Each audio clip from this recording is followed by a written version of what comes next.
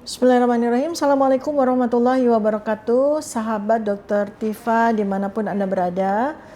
Saya pada kesempatan ini, pada video ini akan menyampaikan tentang sesuatu yang mungkin sebagian besar dari Anda sudah tahu, atau mungkin sudah merasa, atau mungkin sayup-sayup terdengar seperti itu ya. Tapi intinya adalah bahwa dunia pada masa ini, pada 26 tahun di abad 21 ini, memang sudah terjadi pergantian dominansi ya. Yang mana pada peradaban yang lalu, dari mulai 2024 dan sebelumnya, dunia didominasi oleh kekuatan Amerika Serikat dan kroninya ya, Amerika Serikat dan fellow-fellownya gitu ya, negara-negara, beberapa negara Eropa, beberapa negara Asia dan Australia begitu, atau yang sering kita kenal dengan US NATO gitu ya. Dan kemudian mulai dari sekitar tahun 2012 ya, dunia saat ini sudah bukan lagi didominasi oleh Amerika Serikat dan sekutunya, tetapi sudah bergeser ke China atau Republik Rakyat Cina gitu ya.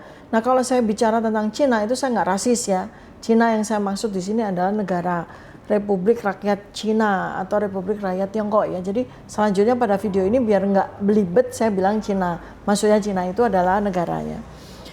Jadi pada tahun 2012 ketika waktu itu presidennya itu siapa ya? Presiden Amerika, saya lupa. Nanti tinggal kita cari aja.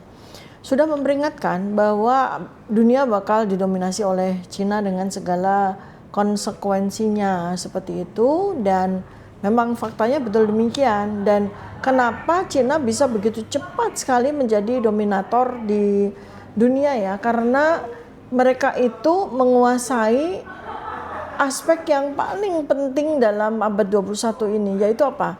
Informasi ya, informasi. Dan mereka pintar sekali. Jadi selain menggunakan debt atau menggunakan hutang, mereka juga betul-betul sangat keen untuk menguasai informasi dengan segala teknologinya, dan memang betul ya, nyatanya tuh berhasil. Dan mereka juga punya sebuah program ya, sebuah program yang namanya China's Belt and Road Initiative ya. China's Belt and Road Initiative ini sudah jalan benar-benar tanpa disadari oleh orang banyak, itu menguasai dunia ya. Berbagai benua itu sudah didominasi oleh kekuatan Cina. Mulai dari benua Afrika, kemudian tentu saja benua Asia, lalu juga merambah ke Amerika, terutama Amerika Selatan, lalu kemudian merambah ke beberapa negara Eropa ya. Dan ini betul-betul direncanakan dengan sangat-sangat sistematis sejak sekitar 70 tahun yang lalu oleh Cina. Jadi Cina itu sekarang menjadi dominasi dunia itu bukan ujuk-ujuk, bukan dadakan, bukan, tapi betul-betul mereka sudah rencanakan sejak 70 tahun yang lalu ya, sejak sekitar tahun 1955-an ya. Nah, Anda ingat ya bahwa pada kurun waktu 1955-an sampai 1965 itu kekuatan Cina dengan menggunakan partai yang saat ini menjadi partai terlarang di Indonesia, yaitu Partai Komunis Indonesia, itu pada waktu itu sangat dominan juga ya. Kan kalau di Indonesia waktu itu namanya Nekolim ya.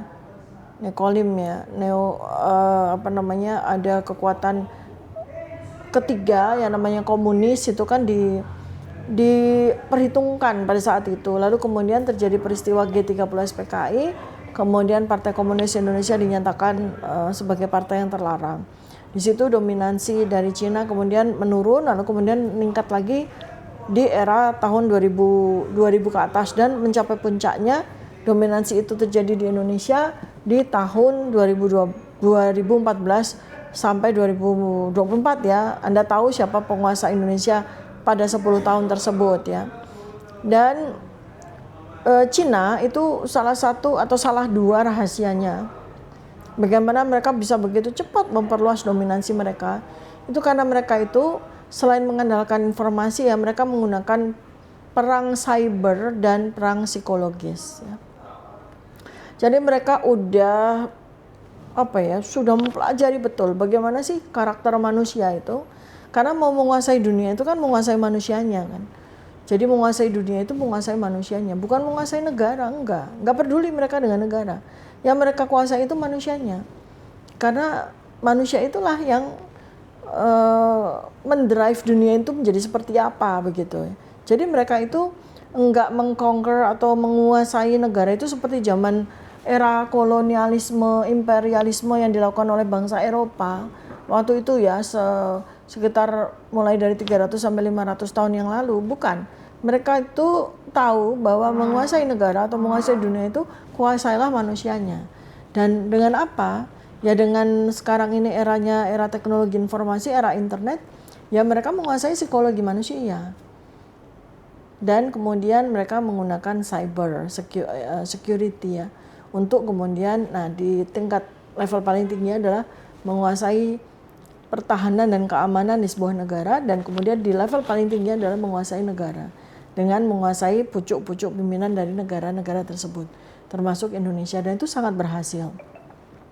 Nah, saya mau bicara soal bagaimana menguasai psikologi manusia ya. Ini bagian dari ekspertis saya ataupun bagian dari bagaimana 10 tahun terakhir ini saya mempelajari tentang neuroscience ya, neurobehavior utamanya.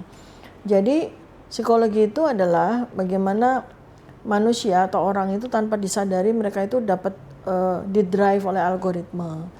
Preferensi mereka, kesukaan mereka, hobi mereka, apa yang mereka senangi, termasuk sampai makanan apa yang mereka sukai. Mereka kalau pergi belanja ke mall mana atau ke pasar mana dan sebagainya. Lalu apa sih hal-hal yang tampak di dunia media maupun media sosial itu yang disukai oleh manusia. Nah, itu dipelajari betul oleh China, dan dengan itulah tanpa disadari 10 sampai 20 tahun terakhir itu mereka menguasai dunia dengan cara seperti itu.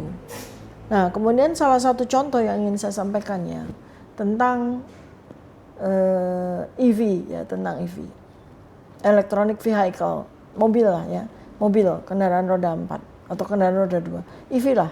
Electronic vehicle ya. Jadi saat ini pasar EV nggak cuma di Indonesia tapi juga di seluruh dunia kan dikuasai oleh China. Sebenarnya apakah karena memang teknologi mereka melampaui dari yang lain? Enggak juga. Tapi mereka menguasai psikologi. Mereka menguasai psikologi dengan cara apa? Psikologi manusia itu maunya gimana sih kalau misalnya ada preferensi atau kebutuhan mereka untuk pakai mobil gitu. Nah, kalau di Jakarta kan ada ganjil genap gitu kan, maka itu psikologinya itu. Jadi kalau kalian atau kita tuh pakai EV, maka kita nggak akan kena gage. Itu menarik sekali kan? Jadi kita bisa berkendaraan tanpa kita repot-repot punya mobil dua, yang satu ganjil platnya, yang satu genap platnya gitu loh. Karena dengan EV ya, bekerja sama dengan pemerintah, maka dapat plat nomor khusus yang warna biru gitu ya. Dengan itu maka gage itu udah nggak ada relevansinya lagi buat orang-orang yang memiliki EV. Kan itu psikologi yang dimainkan. Kemudian dasar orang Indonesia kan nggak suka banget kan dikasih peraturan yang seperti itu kan, dan karena keterbatasan ekonomi juga ya, karena gagi kan kita harus minimal di rumah itu punya mobil itu 2 kan gitu, satu ganjil satu genap. Ganjilnya disimpan kalau pas lagi tanggal genap, pas lagi tanggal ganjil yang mobil plat genapnya disimpan kan seperti itu. Sehingga dengan EV itu kan masalah itu menjadi terpecahkan gitu ya. Jadi itu sisi psikologinya di situ. Lalu yang kedua menggunakan psikologi pajak ya. Orang Indonesia itu kan pembenci pajak kan ya. Pajak itu dianggap sebagai kewajiban yang ya nanti kan digayuskan juga gitu ya. Kita bayar pajak terus dirampak sama gayus kan gitu ya. Ingat kan pejabat pajak yang korupsi gila-gilaan itu ya. Seperti itu. Jadi masyarakat Indonesia secara psikologis itu membenci pajak gitu, sehingga ketika kemudian membeli EV lalu pajak penjualan dan sebagainya itu ternyata rendah sekali, pajak mobilnya juga rendah sekali ya, sangat suka kan. Nah, jadi memainkan psikologinya itu dengan kembali lagi bekerja sama dengan pemerintah untuk mengeluarkan peraturan-peraturan yang membuat orang menjadi senang dengan EV gitu ya. Kemudian berikutnya lagi adalah kayak mainan gitu. Jadi kayak nggak naik mobil, kalau naik EV-nya Cina itu ya, itu kayak nggak naik mobil, kayak mainan. bener-bener di suasana di dalam mobil itu dibikin gampang, dibikin semua orang yang nggak usah belajar mengendarai mobil aja langsung bisa naik EV Cina itu ya, sangat friendly, segala macamnya itu udah mereka desain kayak kita tuh naik bom-bom car, naik mobil-mobilan gitu. Jadi banyak orang di Indonesia yang punya EV itu mereka menjuluki mobil EV-nya itu dengan mobil-mobilan karena kayak nggak naik mobil. Mereka itu susah untuk keserempet atau susah untuk nabrak karena ada perangkat yang memberikan sensor dan memberitahu melalui voice ya, sehingga itu yang membuat orang-orang Indonesia rata-rata memang tidak terlalu pandai mengemudi, jadi merasa aman kan pakai EV. Apalagi ibu-ibu, emak-emak atau perempuan ya yang ya biasa kan suka canggung kalau naik mobil kan gitu. Lalu abis itu segala macam perangkat yang bagaikan kayak handphone raksasa kan gitu ya. EV Cina itu kan kayak handphone raksasa. Semua aplikasi itu bisa dimainkan di EV. Nanti kalau berangsur-angsur teknologinya makin maju udah nggak butuh handphone tuh orang. Kalau punya EV ya, kalau punya EV Cina kan itu ya, hal-hal seperti itu yang membuat EV Cina itu benar-benar sangat booming dan benar-benar mendominasi pasar penjualan EV di Indonesia dalam waktu sangat singkat, hanya kira-kira sekitar 3 tahun terakhir ini ya. Nah itu yang, dan apa terakhir, psikologi murah ya, murah. Jadi misalnya ada satu EV brand yang sangat menguasai dunia namanya BYD ya. Dia pintar sekali kan, nggak pakai istilah apa namanya mobil-mobil yang pakai bahasa Cina gitu kan, karena gimana psikologi orang Indonesia tuh kan nggak suka dengan, karena mereka pakai nama BYD, build your dream kan, itu pintar sekali itu perusahaan itu ya, bikin jargon dengan namanya itu sehingga orang merasa wow super modern kalau pakai BYD kan. Itu kembali lagi itu soal psikologi. Lalu berikutnya lagi adalah yang dijual sama dia itu murahnya yang varian paling rendahnya gitu, cuma 200 jutaan gitu.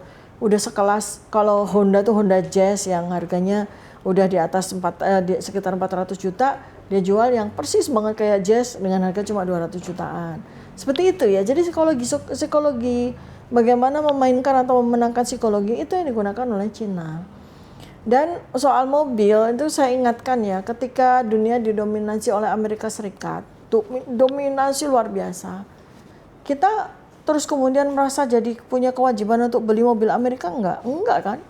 Yang di Indonesia itu puluhan tahun sebelum dominasi EV Cina itu, kita lebih senang untuk membeli mobil bikinan mana? Bikinan Jepang kan, bukan bikinan Amerika kan. Malah kita nggak suka mobil Amerika karena rata-rata besar, bongsor dan boros kan gitu.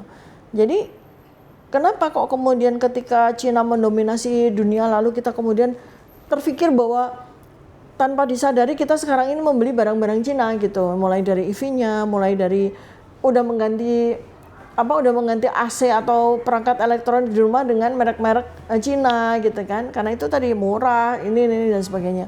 Seperti itu. Padahal ketika dunia didominasi oleh Amerika, kita nggak merasa punya kewajiban untuk membeli produk-produk dari Amerika. Itulah pintarnya Cina ya, menguasai menguasai pertama adalah sisi teknologi informasi, lalu kemudian menguasai psikologi manusia, dan sekarang ini dengan kekuatan mereka melakukan brain drain ya. Jadi mereka mengekspor gitu siswa-siswa unggul mereka yang IQ-nya super tinggi itu, mereka sekolahkan ke Amerika, ke Eropa, lalu kemudian mereka kembali menjadi teknolog di Cina. Dan apa yang terjadi saat ini, 89% teknologi penting ya yang diperlukan oleh manusia itu sudah dikuasai oleh Cina. Amerika udah ketinggalan jauh ya. Seperti itulah yang terjadi ketika sebuah negara itu memang benar-benar berniat untuk menguasai dunia, dan saat inilah yang terjadi.